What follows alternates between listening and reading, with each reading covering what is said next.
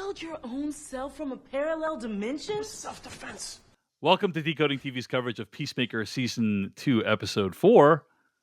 I do just want to give a shout out to decodingtv.com. We got Matt Goldberg and Dan Gvozden recapping Peacemaker and Alien Earth for us. Subscribe, it's free, and you get some great analysis right in your inbox. Patrick Klepek, let's talk about Season 2, Episode 4 of Peacemaker. Need I say door? What did you think of the episode overall? Really liked it. The layers that it adds to Peacemaker, his relation with his father, the kind of layers it adds to the first season of the show, and how you think about his father, the power he wielded, the technology he wielded. Like, it's just doing really good work within a convoluted, overdone multiverse premise that we've seen over and over. And as I've praised in the past, I think Peacemaker is doing really great work by just interrogating what it would mean to be able to explore alternate versions of yourself without losing the main, like, we're not, it's not as just a conduit to Easter eggs and what ifs. It is to better explain a more full picture of the self, in this case, like Chris / Peacemaker. And it keeps walking that road, and it makes me just so, like, I don't know that this episode necessarily provided additional evidence. You'll have to fill me in on your prevailing theory of what's going on, but it certainly provided additional evidence that something is up in that other reality. A big shoe is left to drop, and I find myself really invested in the characters, really invested in a core mystery that isn't really being treated as a mystery, but feels like a mystery. And that's just a fun place to be with a show. I think it's just a really excellent series of television that is manages to exist in a broader universe and make that universe more interesting too. It's just really good TV, and I'm thrilled that this season is as good as it is. I'm having a lot of fun with the show, and I'm really enjoying myself. I will say this episode wasn't as consequential as I thought it would be, right? Everything we are hearing is saying that the final few episodes of the show are going to be really consequential. And we're almost there. We're just like a couple episodes away from the final stretch. Well, and very specifically, James Gunn, who is in between us covering Peacemaker and recording this episode, has announced a sequel to Superman called Man of Tomorrow. Man of Tomorrow. And he has now since said this was his phrasing in an Instagram post, was tune into the latest episode of the prequel to Man of Tomorrow. Right. So he has called this season a prequel to Man of Tomorrow. Now, maybe that's just canny marketing, Patrick. Who knows? I know, but it gave me a little bit of the willies. Like the man who said Marvel's been screwing this up. Yeah. Now has a chance to take a big old swig of Gatorade out of his own cup. And we'll see. Maybe it'll be one of those things where, I posited my theory of you can watch the mainline movies, pick up and be fine. And this is just icing on the cake, but calling it a prequel, whatever, I'm going to watch all of it. So, it doesn't matter to me, but I guess. But how much will the next thing depend on? He's also said it's not a sequel to Superman, which in my opinion seems like he's just splitting hairs, because a lot of people have said, hey, it's going to have Superman in it. It's going to have the same characters from Superman the movie in it. It's going to continue that story. It's a Superman sequel. And he said it's not a Superman sequel. So, like, who knows? Who knows what he's talking about? All right. But anyway, in a flashback to let's talk about what actually happened in the episode. In a flashback to 35 years ago, we learn the origin of the interdimensional portal hideout. Chris's family is going hunting, and his father finds and executes an alien in rather brutal fashion, by the way. Then they happen upon the interdimensional portal. And then we cut to opening credits. Patrick Klepek, I have to say, the opening credits have really grown on me since the first episode of the show. When we first said, we're like, hey, this is not as fun or cool as the original song from season 1, but I'm really digging it. I like the way they incorporated it into the show, because usually what happens is the song starts before we cut to the opening credits.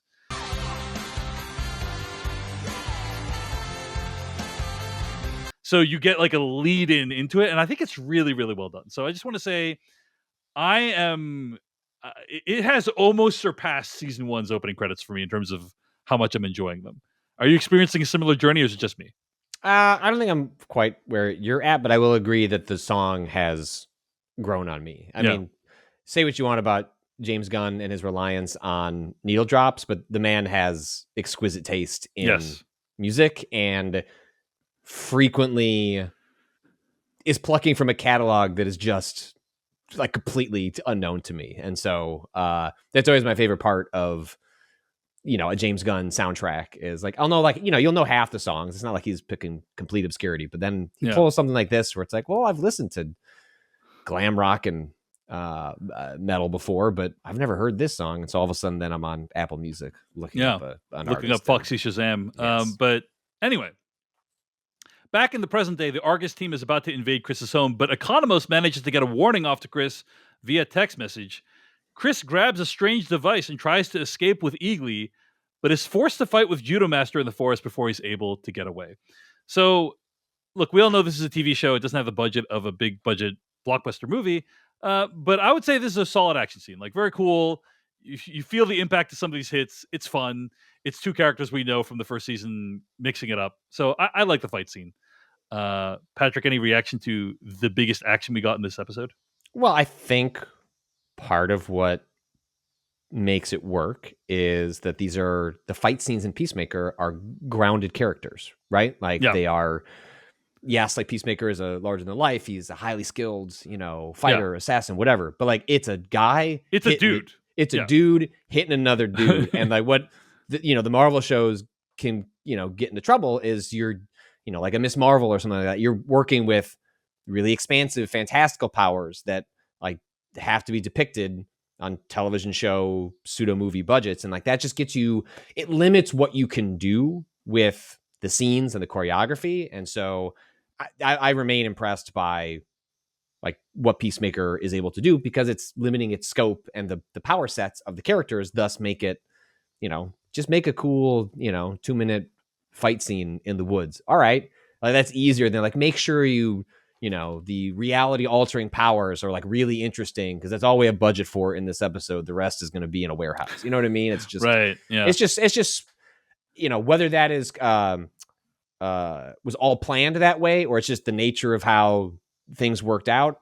It's a better way to use the medium of television with characters like this. See Daredevil, right? So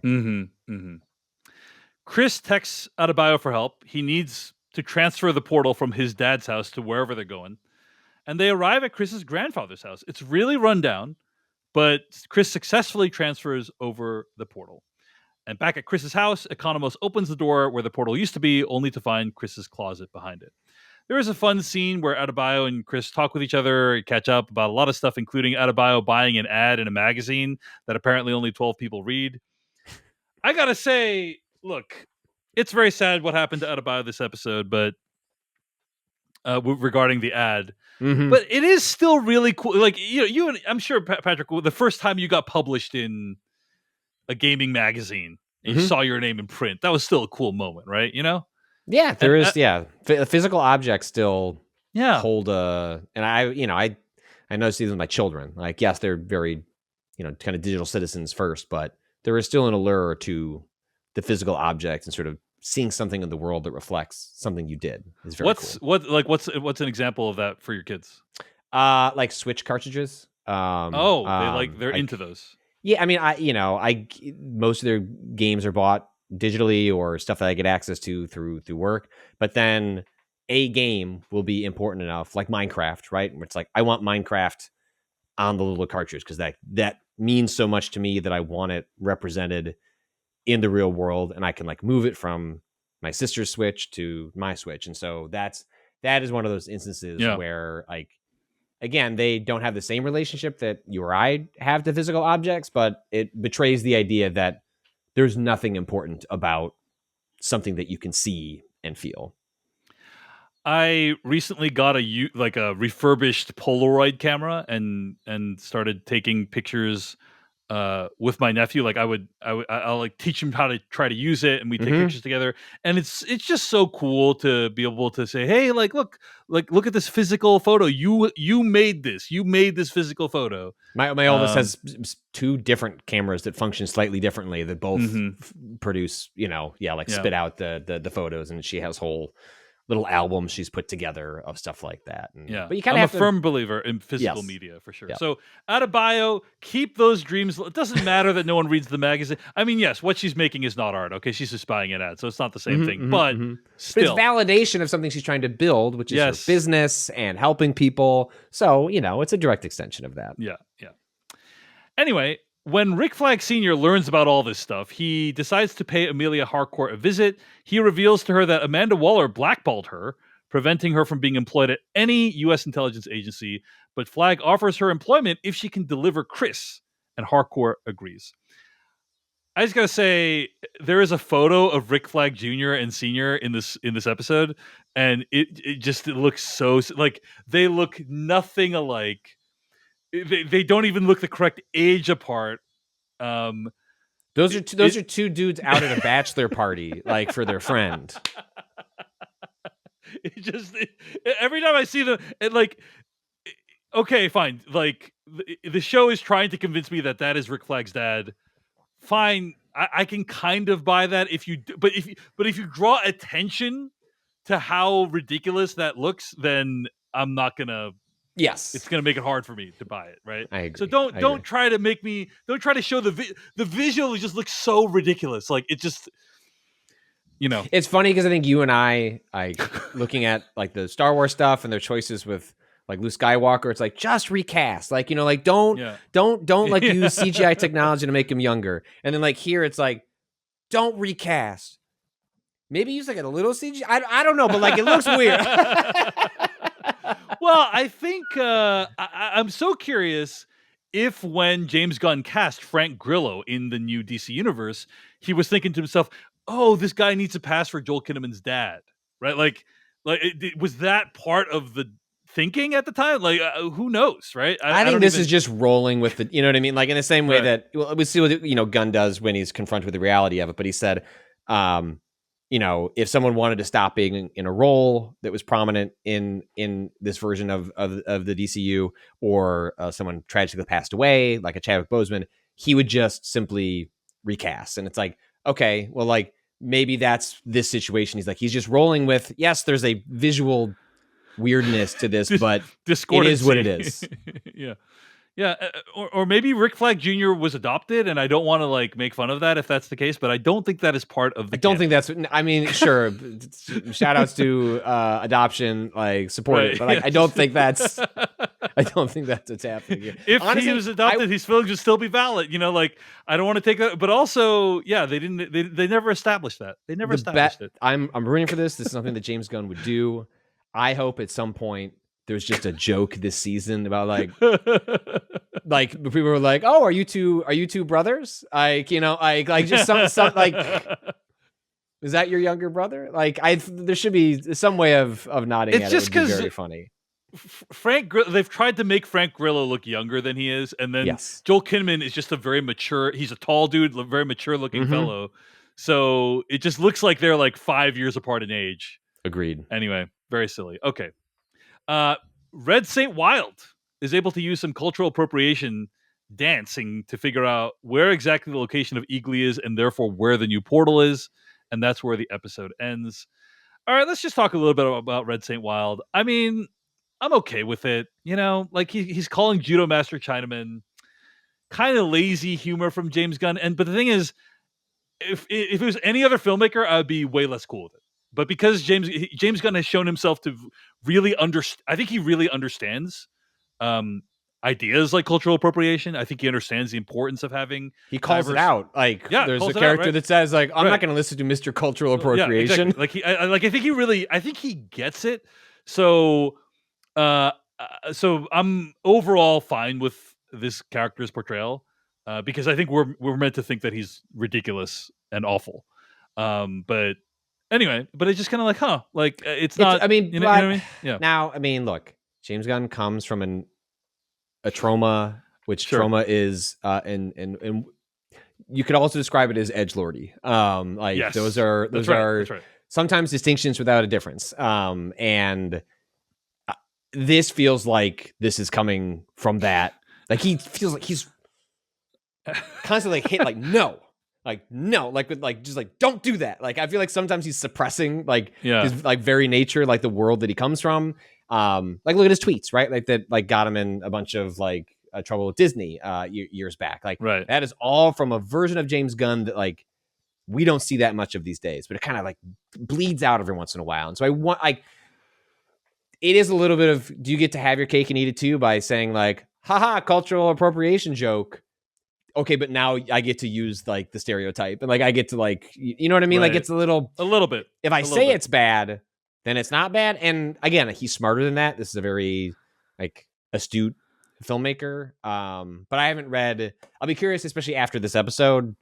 You know, if people write about it, like would I think of it a different way? But I'm with you. I'm willing to give him a pretty long leash because mostly I want to see where it ends up. Right. Like, we don't know how the Red Saint Wild plotline is going to resolve, and clearly not going away. Like there's a world where he was a bit. James Gunn brought back one of his regular actors to do a goofy little role, and like it's very clear that like this is a guy meant to be laughed at, and we're not going to take how he's dressed too seriously. Well, now we're turning him into like a main character for like an arc of this show, and then at that point, it's like I'm not going to be upset yet, but I do want to see where this lands to make final judgment. I'm leaving open the possibility that he's going to have some meaningful exploration of what Red Saint Wild represents. Like I think it's actually possible. Now, yes, probably not, but like I think it's actually possible. So we'll see how that all plays out. So anyway, any other thoughts on the episode or anything else you want to bring up, Patrick Klepek, about season 2, episode 4 of Peacemaker?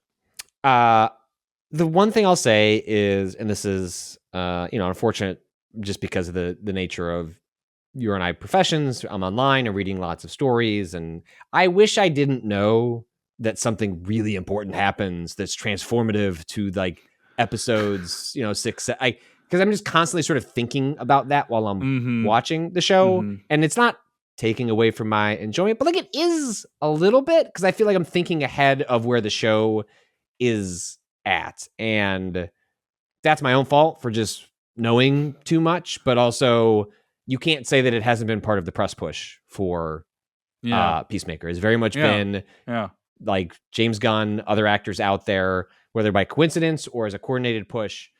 Hey, like the second half of the season, like they're hyping up the second half of the season a lot. And so I don't fall on that like as a particularly bad thing, but it is something I'm thinking like to the point like when I sat down to watch this episode, I was like, ooh, how close are we to 6? And it's like, I don't even know what happens in 6, but I'm looking at episode 4 and wondering its relation to 6. So just a small thing that I've noted that I don't want to overstate, but it is something I'm thinking about as I'm watching this season. We're close, man. We're real close. Next episode will be the only inconsequential one left. So anyway, those are some thoughts on Peacemaker season 2, episode 4. This is a fun season of TV. I'm enjoying, the banter between the characters is mostly fun when they're not using racial slurs. It's fun to see them bounce off each other and make fun of each other and scream at each other. I'm still enjoying it. Tim Meadows still in the mix. Economos trying to get one over on all the other Argus agents. It's good stuff. I look forward to watching the show every week, so I'm having a good time. And we'll see what next week brings. Let us know what you think at decodingtv@gmail.com. Hey everyone, David Chen here. Thank you so much for watching that video from Decoding TV. If you want to get an audio version of the show, all you got to do is go to podcast.decodingtv.com. And if you want to support what we do, get ad-free episodes of the podcast and also bonus episodes of the podcast, go to decodingtv.com and become a paid member. Of course, you can also like and subscribe for more. We appreciate it. Thanks. See you later.